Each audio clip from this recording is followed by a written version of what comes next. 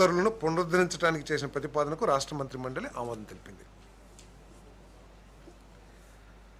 National cooperative development corporation నుండి AP state cooperative marketing federation limited ద్వారా 1000 కోట్ల అదనపు వర్కింగ్ క్యాపిటల్ రుణాన్ని పొందేందుకు ప్రభుత్వ హామీని పొడిగించడానికి మరియు ఆ మొత్తాన్ని విజయవాడలోని AP state civil supplies corporation inter corporate రుణంగా బదిలీ చేయడానికి వరి సేకరణ బకాయిలను క్లియర్ చేయడానికి మంత్రిమండలి ఆమోదం తెలిపింది.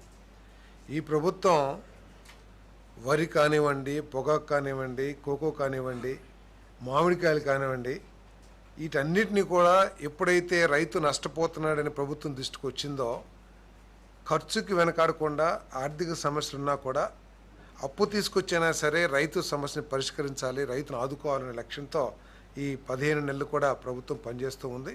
దాంట్లో భాగంగానే ఈ సంవత్సరం దాదాపు 53 లక్షల టన్నుల ధాన్యాన్ని ఈ ప్రభుత్వం సేకరించడం జరిగింది.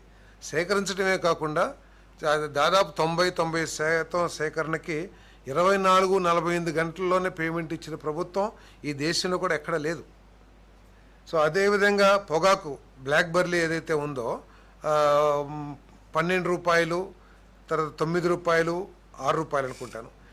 ఈ డిఫరెంట్ గ్రేడ్స్ని 2 కోట్ల కిలోలు 20 మిలియన్ కేజీస్ ఈ పొగాకును కూడా, ఎందుకంటే వ్యాపారస్తులు ఏదైతే ఫ్యాక్టరీస్ ఉన్నాయో సిగరెట్ మ్యానుఫ్యాక్చరింగ్ అని పొగాకు వాడే ఎవరి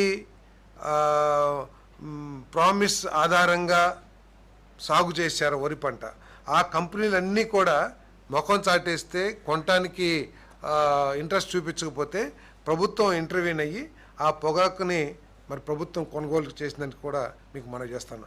అదేవిధంగా ఫ్యాక్టరీలు ఎవరైతే కోకో తయారు చేస్తారో, చాక్లెట్ తయారు చేస్తారో ఆ కంపెనీలన్నీ రైతులు ప్రోత్సహించి మీరు సాగు చేయండి, మేము కొనేస్తాము అని చెప్పేసి వాళ్ళకి నమ్మబలికి ఆఖరికి ప్రొడక్షన్ ఎక్కువగా వచ్చిన తర్వాత వాళ్ళంతా ముఖం చాటేసిన పరిస్థితులు. అక్కడ కూడా 50 రూపాయలు అదనంగా కిలోకి ఇచ్చి మరి ఆ కోకో రైతులను కూడా ఆదుకుంటం జరిగిందని చెప్పేసి మనం చేస్తున్నాం. అదేవిధంగా చిత్తూరులో మామిడి రైతులు గతంలో ఎన్నడూ లేని విధంగా 4 రూపాయలు కిలోకి ఇచ్చి కూడా మరి కొన్న విషయం అందరికీ తెలిసిందే. దాంట్లో భాగంగానే 1000 కోట్లు ఎన్సీడీస్ నుంచి రుణం తీసుకొచ్చి ఏపీ స్టేట్ సివిల్ సప్లైస్కి దానికి స్టేట్ మన సివిల్ సప్లైస్ కార్పొరేషన్కి ఇవ్వడానికి ఏదైతే ప్రతిపాదన చేసిందో దాన్ని ఆమోదించడం జరిగిందని చెప్పేసి మనం చేస్తాను. ఏపీ చారిటబుల్ మరియు హిందూ మత సంస్థలు మరియు ఎండోమెంట్స్ చట్టం 1987 సవరిస్తూ ఆ సెక్షన్ నుండి కుష్టు వ్యాధితో బాధపడుతున్నారు అనే పదాలు తొలగించే ముసాయిదా బిల్లు ఆమోదం కోసం ప్రతిపాదనకు రాష్ట్ర మంత్రి మండలి ఆమోదం తెలిపింది. ఇది ఆల్రెడీ అసెంబ్లీలో కూడా వచ్చిన విషయం తమకు తెలిసిందే. ఏపీ నిరంతరం పనిచేసే రిఫరెన్స్ స్టేషన్ నెట్వర్క్ను నేషనల్ రిఫరెన్స్ స్టేషన్ ప్లాట్ఫామ్తో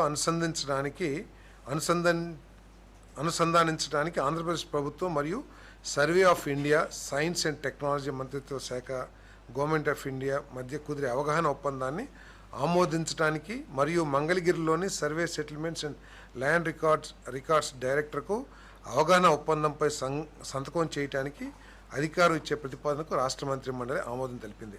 అంటే గవర్నమెంట్ ఆఫ్ ఇండియాతో కలిసి మొత్తం సర్వే నిర్వహించడం ద్వారా ఒక డేటాబేస్ని ఏర్పాటు చేస్తే మీకు కానీ ఎవరైనా కామన్ పబ్లిక్ కూడా అవసరమైతే ఆ డేటాని సరఫరా చేయడానికి వీలు కలుపుతుందని చెప్పేసి మొత్తం రాష్ట్రానికి సంబంధించిన భూ వివరాలన్నింటినీ కూడా సర్వే చేయడానికి ఉపయోగపడుతుంది ప్రతిపాదన.